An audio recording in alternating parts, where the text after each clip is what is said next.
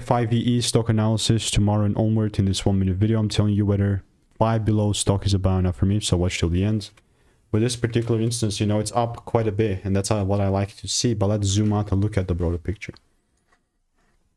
Okay, yeah, for context, seems like we're breaking the top, which is nice.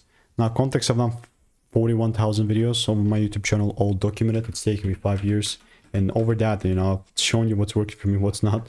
Especially now when it's pumping up as such, like, I mean, intraday trades is all the bullish idea and bullish side.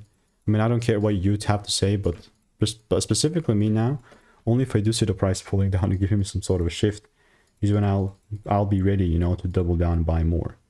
But like randomly buying May, it's not going to be happening. So all I'm doing in the meantime is I'm waiting for my rules to be met. I'm not sure if I have previous receipts here in the Discord, not really, but if you do want to learn how to make your 5-10K per month trading, click the first link in the description and get my free emails. Goodbye.